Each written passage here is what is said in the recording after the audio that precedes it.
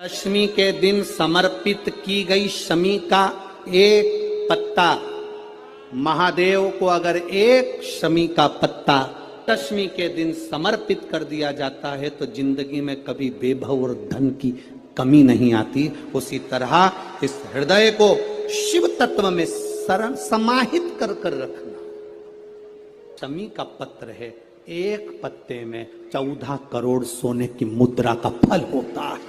उस दशमी के दिन जो एक शमी का पत्र भूलवश भी महादेव को समर्पित कर दे, उसकी जिंदगी में कभी संपदा की कमी ना आए।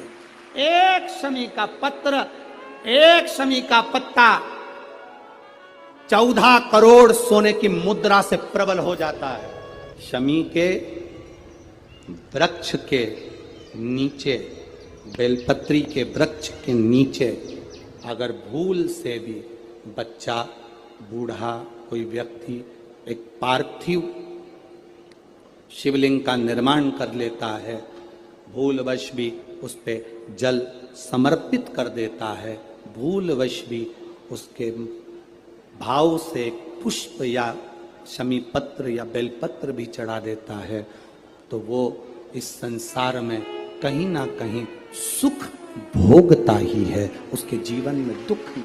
प्रयास करा करो, अगर घर में संपदा लक्ष्मी नहीं आ रही हो, व्यापार व्यवसाय नहीं चल रहा हो, नौकरी सर्विस नहीं मिल रही हो, बहुत तकलीफ हो, 7 बेलपत्री केसर को घिसकर चंदन बनाकर बेलपत्री पर बीच वाली पत्ती पर ओम लिखना है। दोनों पत्तियों पर भी एक आद्यशक्ति जगदम्बा के नाम की केसर की बिंदी लगाना है, दूसरे में श्री गणेश रिद्धि सिद्धि के नाम की बिंदी लगाना है। शिव जी पर समर्पित करते जाना, शंकर को चढ़ाते जाओ। जल के पात्र में थोड़ा सा शहद, गंगा जल उसमें डालकर, पात्र में जल लेकर उसमें थोड़ा सा शहद, गंगा जल डालकर भगवान शंकर को कुंदकेश्वर महादेव के नाम से, कौन से महादेव? कुंदकेश्वर। कहते हैं बहुत बांधाओं में जब व्यक्ति पड़ जाता है, बहुत बांधाओं में जब व्यक्ति चला जाता है, कुछ ना कुछ समस्याओं में जब व्यक्ति फंसा रहता है, पड़ा रहता है, तो कुंदकेश्वर महादेव का स्मरण करना चाहिए। दूध, कच्चा दूध केवल शिवलिंग पे चढ़ाना चाहिए या पूरे शिव परिवार पे चढ़ाना चाहिए? प्रश्न अच्छा है। और शिव महापुराण की कथा, रुद्राक्ष उत्सव चल रहा है, तो आप उसको समझें। दूध केवल शिवलिंग पे चढ़ाना चाहिए या जो शिवलिंग के आसपास में सभी परिवार विराजमान होता है उस पे भी चढ़ाना चाहिए? अगर लिंग पुराण आप उठाकर देखेंगे तो लिंग पुराण में एक बड़ा सुंदर संवाद आता है जिसमें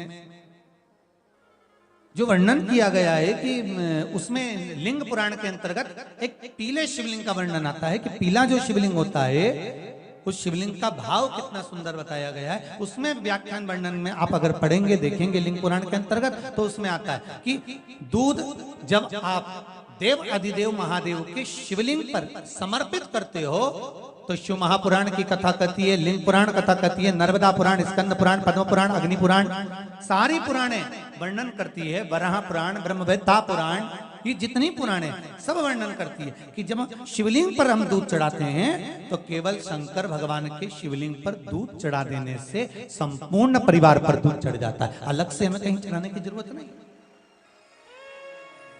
अलग से हमें कहीं दूध ले जाकर चढ़ाने की जरूरत नहीं कि हमें गणेश जी को अलग से चढ़ाना पड़ेगा, देवी जी को अलग से चढ़ाना पड़ेगा, कार्तिकेय जी को अलग से चढ़ाना पड़ेगा या नंदी को अलग से चढ़ाना पड़ेगा। आपको ज्ञात होना चाहिए कि शंकर भगवान पर चढ़ाया गया थोड़ा सा भी दूध, जल जो हम भगवान शिव को समर्पित कर रहे हैं वो केवल शिव के लिए नहीं रहता, केवल भगवान शंकर के लिए नहीं है, वो स्वयं 33 कोटि देवताओं को समर्पित हो जाता है। स्वयं 33 कोटि देवताओं को एक लोटा पानी बेलपत्री आप शिवलिंग पर पहले चढ़ा रहे हैं, उसके बाद जल चढ़ा रहे हैं। दूसरा, जल चढ़ाने के बाद बेलपत्र चढ़ा रहे हैं। ये दो अलग अलग क्रम है शंकर भगवान की पूजन के। आप समझ लीजिएगा जरा, ये प्रसंग कभी नहीं आया, आज आया है तो उसको समझ लीजिए।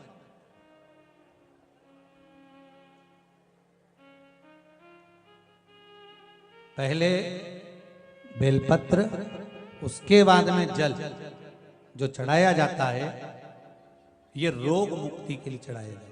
आप शिव मंदिर में जाकर दर्शन करेंगे तो दो चीजें अपने को दर्शन करने को मिलेगी। एक, भक्त आता है शंकर जी के मंदिर में, लोग भाव से पहुंचते हैं तो पहले वो क्या करते हैं, पहले बेलपत्री चढ़ा देते हैं, फिर जल चढ़ा देते हैं। और एक भक्त जो शिव मंदिर में पहुंचता है, पहले जल चढ़ाता है, फिर बेलपत्र चढ़ाता है।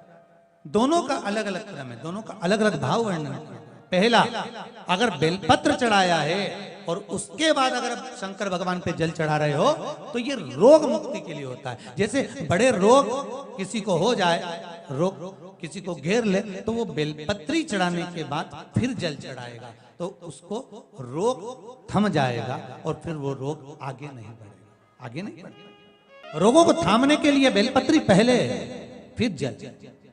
कुछ कार्य के लिए आप, सिद्धता के लिए आप, अच्छे कार्य के लिए आप, मन की प्रसन्नता के लिए, आनंदता के लिए आप शिव आराधना कर रहे हो, आप शंकर की आराधना कर रहे हो, तो आप जल चढ़ाकर फिर बेलपत्री चढ़ाए, उसका लाभ आनंद में।